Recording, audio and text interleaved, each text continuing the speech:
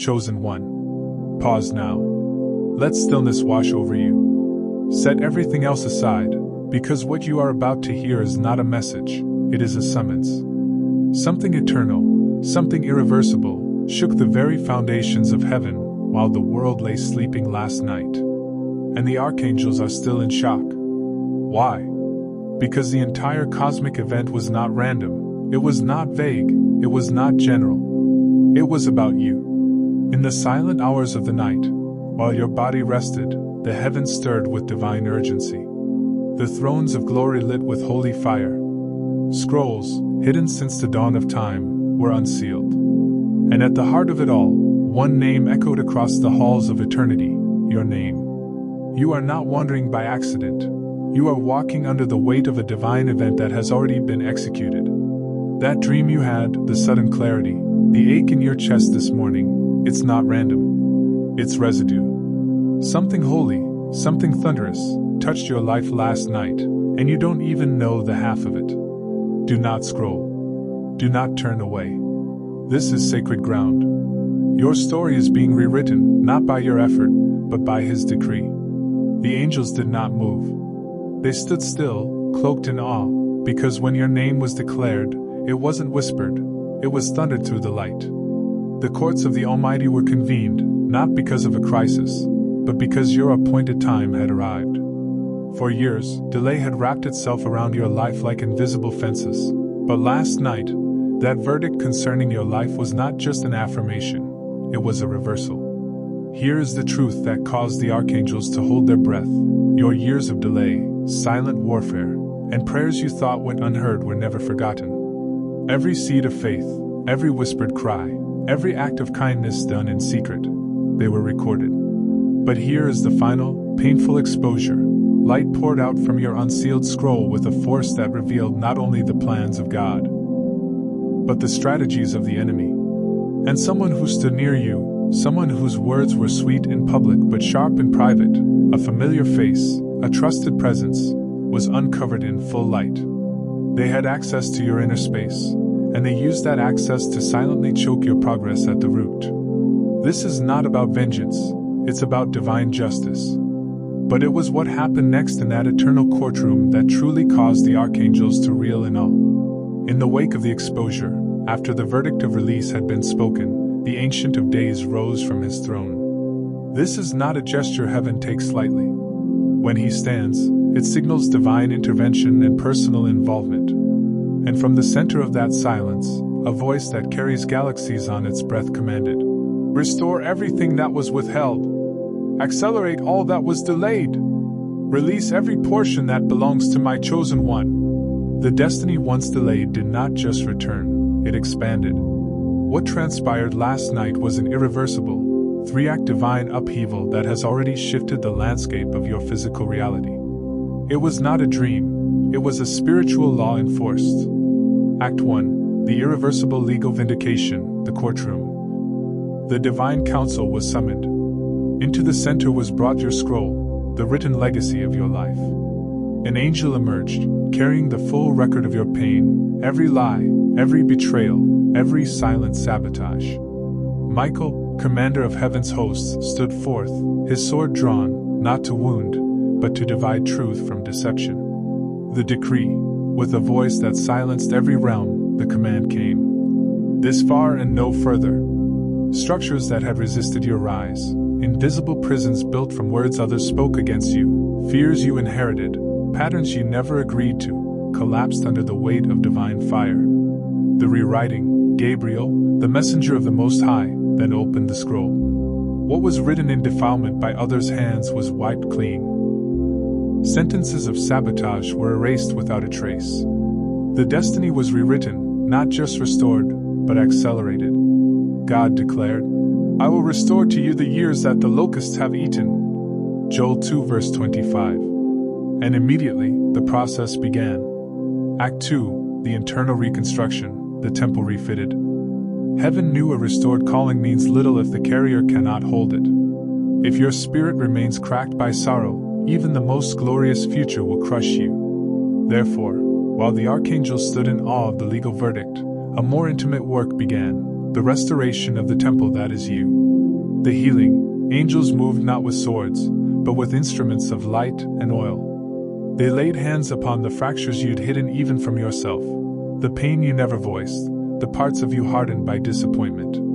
The living, breathing light of God's presence moved like water, yet held like stone. It repaired what had grown unstable. It stabilized your emotional rhythms, and embedded discernment where there was once only doubt.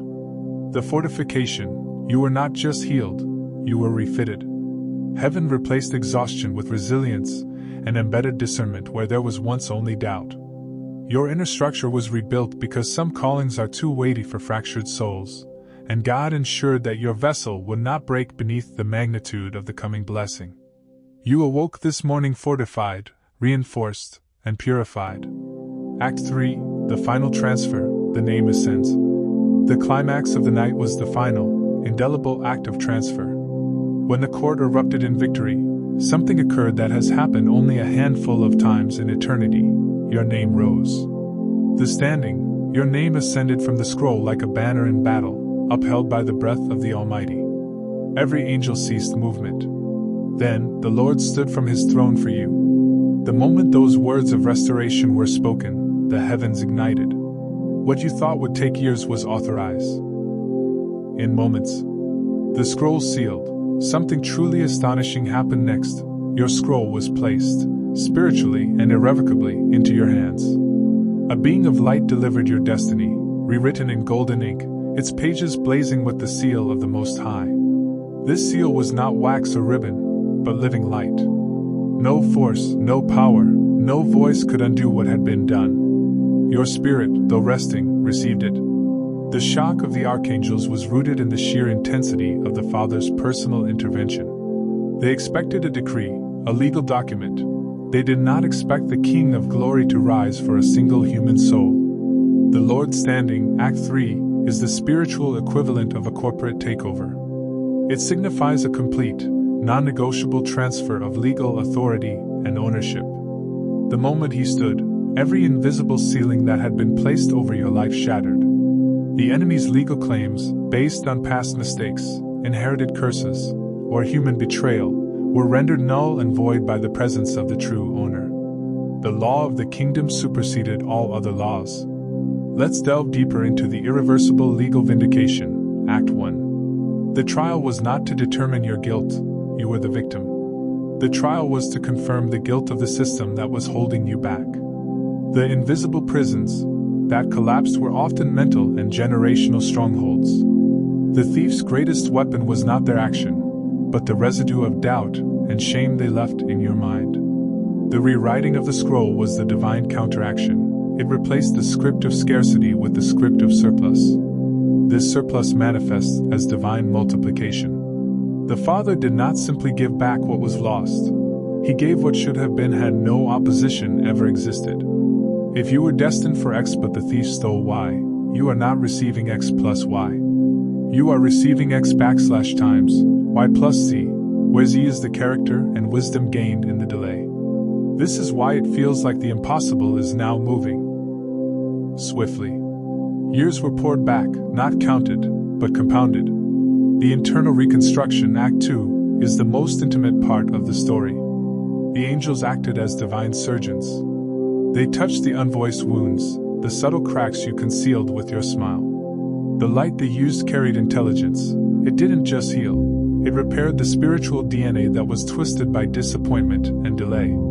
The goal was to eliminate the loop of almost but not quite that haunted your progress. You are now fortified to hold the double portion, Isaiah 61 verse 7. You will no longer falter beneath the magnitude of the blessing because the vessel is stronger than the burden. Now, the final truth the angels are desperate for you to understand. The archangels are shocked because you are still walking in the memory of yesterday. They saw the total annihilation of the enemy's power, yet they see you rise this morning, carrying the weight of the old story. The final transfer, Act 3, means you are holding the sealed deed. Your scroll is sealed with living light, making it invulnerable. The territory of your future has been irrevocably transferred back into your grasp. Heaven will not allow you to walk another day unaware, but you must move past your hesitation. The pressure, The holy unrest you feel is not confusion. It is the echo of heaven reverberating through your body, calling every part of you to align with the new decree. The adversary's ultimate strategy was to keep you asleep, spiritually and mentally, so you wouldn't recognize the moment of transfer. They knew that a decree, even one from God, must be received and walked in to take root in the physical realm. They are praying you remain distracted by the old narrative. The final, critical battle is not outside you, but between the memory of your past and the undeniable reality of your now. The exposure of the hidden saboteur means you must now execute the principle of no residue. The person is gone, but their influence remains. Like thorns, the hesitation that lingered, the weight that clung to your steps. This residue must be cleared by consciously replacing every thought of doubt with the certainty of the verdict. You are not waiting for a sign, you are the sign. Your name rose not in pride, but in divine alignment. It ascended past every accusation, above every delay, beyond every ceiling that others tried to set over your life. You have been elevated in the spirit, your rank increased, your reach expanded. Your environment may not reflect your promotion yet, but your scroll does. You are promoted. You were formed in fire, shaped by disappointment, refined in silence. What God placed upon you was not random. It was earned in surrender. The gate remains open for a time. You cannot possess what you won't acknowledge. You cannot step through the door if you still believe it's locked. Heaven is not waiting to act. Heaven is waiting for your recognition. If that truth, that your greatest trial was the prelude to your greatest elevation, hit you hard, good. It means your spirit is recognizing the sound of your freedom. Here is the truth you must now accept. The waiting is over. The old path has ended, the old cycles are broken, and the legal claims of the adversary have been silenced. The archangels are shocked because they see the glory that is yours, and they see you hesitate, still bound by thoughts that no longer belong to the person who woke up this morning. You cannot possess what you won't acknowledge. To fully align your physical reality with the decree heaven has already executed, you must take immediate, intentional steps. This is your strategy for possession, the 3-day vow of covenant focus. Stop acknowledging the old system. For the next 72 hours, do not speak, think, or dwell on the mechanics of your old problem, the debt amount, the sickness, the delay. This stops feeding energy into the system that was just legally overthrown. Focus exclusively on the verdict. Declare the new scroll. Write down 3 specific, tangible areas where you need to see the divine acceleration manifest. Next to each one, write the decree. Accelerated and multiplied by divine edict. Speak this declaration over your life 10 times a day. Initiate forward motion. Go back and perform the very next small, obedient step you have been delaying. This movement is required for acceleration to take root. If you prayed for provision, take one wise financial step. If you prayed for healing, take one intentional step towards self-care. Heaven multiplies movement rooted in faith. Most people will let the power of this message dissipate.